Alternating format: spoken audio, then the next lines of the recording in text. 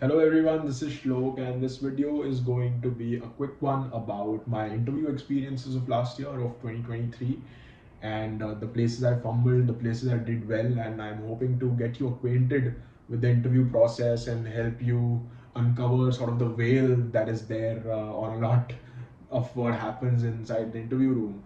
So that is the purpose behind this video. And to give you a little bit of context, last year I took the CAT. It was my first attempt at the CAT. I scored a 97.74 percentile on it. And I was fortunate to get interview calls from the common admission process, which is all the new and baby IIMs. I had a call from IIM Rohtak, I had a call from IFT Delhi, and the most unexpected and the most the biggest one was IIM Lucknow, which was my best call. So those are some of the interview experiences that we're going to be discussing in this video. So stay tuned and we'll be discussing that.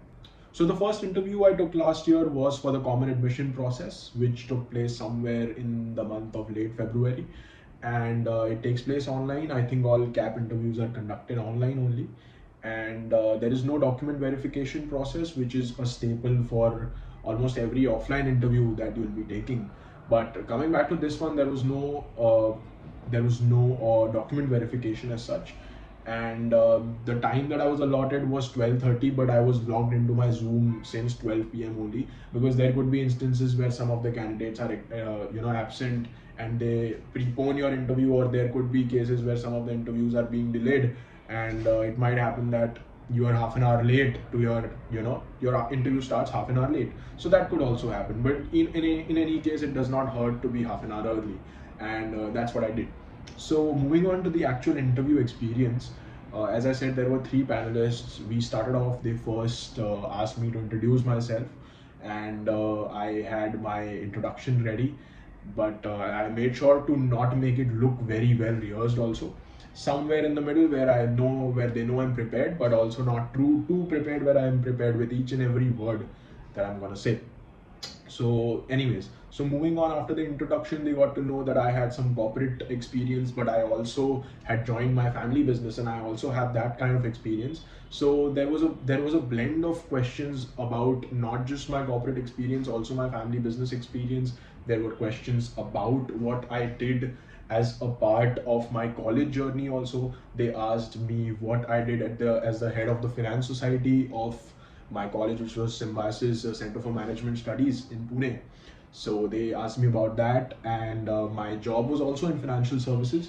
So they dive deep into what I did over there, what kind of security analysis I was doing, how our company is valued, how our people, how do you manage to coordinate with different teams from different departments, and so on. And when they came specifically to my business, they asked me what is the new venture that I've established, what does that venture exactly do, what are the kind of services that our business provides, what is the kind of horizon that you're looking at to take to scale your business, and how does an MBA really fit into your journey, which was one of the most important and crucial aspects of my interview. But in addition to that, I think current affairs also were a part of the interview. They asked me some things that of late, whatever is happening, they asked me, because at the time we were talking about the budget in February. The budget becomes a very important topic, so we talked about the budget of 2024, and back then it was an interim budget, so I talked about that. In addition to that, a very interesting point that I fumbled in that interview was that, because my name is Shlok, they asked me specifically that how many Shloks are there in the Gita, and that was something that caught me off guard, and I did not expect that, neither did I know the answer to this. So I had to say that, no ma'am, I'm so sorry, I am not aware about this one, but I'll definitely read about this, and I'll be sure to have an answer if again we meet again next time. So that was probably the last question that they asked me, and then they said thank you, and then I left the interview. I clicked on the leave button, and that was the end of the process. So after I got done with the interview, I thought that the interview went well. I was able to answer all the questions confidently, and the Shlok aspect, the question about my name, was something that was that was biting me a little bit, that, oh no, I wasn't able to answer one question. But I think that's okay. That happens. We are not supposed to or expected to know everything. So even if something like that happens, we shouldn't be really taken off guard. We should just apologize, or not even apologize, but accept that we weren't aware of this, and then we should move on to the other aspects of the interview, or in the interview, if that's the case. So that's about it. So the second interview for the season that I took was for IIM Rohtak, which was in Mumbai. And the offline interview experience is a whole different ball game altogether. You have to get to the venue 2 to 3 hours prior to the interview. You have to get suited up. You have to be in a room full of MBA aspirants who are equally, if not more, qualified than you are. And the most important aspect here is to not be afraid or not be intimidated by the people that are with you, and that are going to be interviewing before and after you. And you have to understand that everyone brings something to the table, which is why they are being interviewed. So with that out of the way, I got into the interview with a lot of confidence, and I had all my documents well prepared the night before, and I had double checked 3 times, 4 times checked everything before I got into the interview room. But I still ended up messing up the documents that I was supposed to give to the panel. So I fumbled that. I was trying to look for my documents for 2 to 3 minutes, and I finally found them, but that was off to not a great start, the interview. But then I calmly seated, they helped me calm down. They asked me to introduce myself, and most of the topics that I talked about that were a part of my CAP interview were discussed here also. My work experience, my college experiences, my management festing experiences, that I especially that I extensively wrote about in my SOPs, were also talked about. So, and an interesting part about this one, again, an interesting question: what is one city where there is both an IIT and an IIM? So I, for some reason, answered Jammu, but that was the wrong answer to the question. That the right answer for that was Amritsar, and I was very quick to realize, oh yes, I knew this, but I still could not put the pieces together and answer the question. So that was one interesting aspect about this interview. And one humorous aspect was also there. They Since I come from Gujarat, they asked me, what do you know about the GIFT initiative, and what is the full form of GIFT? So it is, I think it was Gujarat Info Tech City or something. And back then I was well prepared. I knew the exact full form. I told them that. And then they shared that how they asked the exact same question to one of the other aspirants, and he answered that because alcohol has recently been, it was illegal in Gujarat, but it has been legalized, especially in Gift City, is why Gift City is being called Gift. So that was a part of the interview where we had a little bit of a laugh.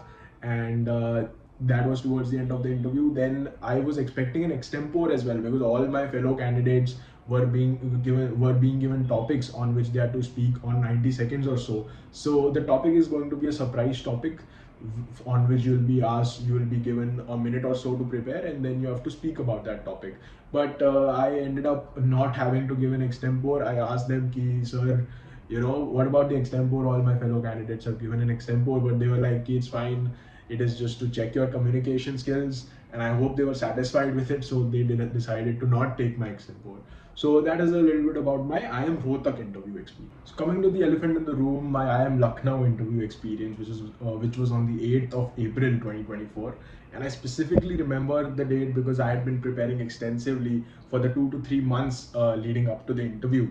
And the interview was at IIM Lucknow at the main campus, and I had a chance to experience the architecture, to be able to interact with my fellow interviewees in the waiting area in the document verification room. So there I found an individual who was a 99.95 percentiler at the CAT 2023. Then there was one who was a student at ISC studying astronomy and was a 99.8 percentiler. So being in a room full of such extraordinary achievers can inculcate a sense of inferiority complex, which I was facing at the time. But I again reiterated what I had shared earlier in the video, that the chance that IIM Lucknow has given you a chance to come interview means that you stand a chance to be a part of their institute, and that you bring something to the table. So with that attitude, I moved on to the later stages of my admission process, I then moved on to the written ability test. So something about the written ability test, how it works is that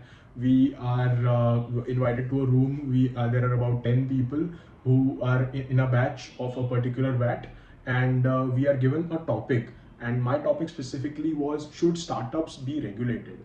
And what I wrote was, I gave a few examples. I talked about Elizabeth Holmes of Theranos. I talked about Paytm, which was being discussed at the time. I also talked about what could be some of the pros, some of the cons, and then finally I gave my opinion on the topic. So, and the time limit for the VAT was 15 minutes, and we are given an A4 sheet of paper, and it is advised that we fill up both sides of the paper. We put out as many points as possible, and try to showcase whatever our opinions are on the topic. So that's a little bit about the VAT. So finally, walking into the interview room, I had two panelists and they asked me to introduce myself. I gave my introduction. Then they dived deep into how my work experience has been, how my corporate journey differed from the journey in my own business, and what are some of the caveats that you would like to share that you did not foresee before entering into the business. So that was one interesting topic that we discussed. In addition to that, again, my college journey, we discussed some in-depth ideas or some in-depth concepts in finance. Then we also looked at a very interesting question was posed to me, that what are the international operations of Adani and Reliance. So that was one question that I was not prepared with, that I did not have the answer to that question. So that was one area that I fumbled. But apart from that, the interview was very smooth. They were trying to get to know from where I'm coming. And interestingly, one aspect that was not present in the interview is why MBA. That was one question that I think everyone expects that the panel will pose to them, but it was absolutely not a part of the conversation. So that was one interesting area. And also current affairs were not really asked. There was no diving deep into my academics. So that was a little bit about the IIM Lucknow interview experience. But after the interview experience, I felt a sense of dread. I felt that I had not done well enough. Hopefully I had, if at all I could have answered the question about the international operations of our Indian conglomerates, I felt that I would have been in a much better spot. But that was a little bit about my post-interview thoughts. So, for some parting thoughts, I wanted to take a moment to highlight the fact that we should look at the interview process more from an eye of it being a conversation instead of it being an interrogation. And we should try to understand that the panel is not there to unnecessarily grill us. They may put us in pressure scenarios, or they may pose questions that they expect us to not know the answers to in order to see how we react to them. So that is something to keep in mind, and we should keep our calm, we should keep our composure, and try to answer each and every question to the best of our abilities. And that's a little bit from my side about the whole interview experience that I have had so far. In addition to that, I would love forward to hear your suggestions in the comment section below about any kinds of topics that you would like me to cover in the future. Thank you so much.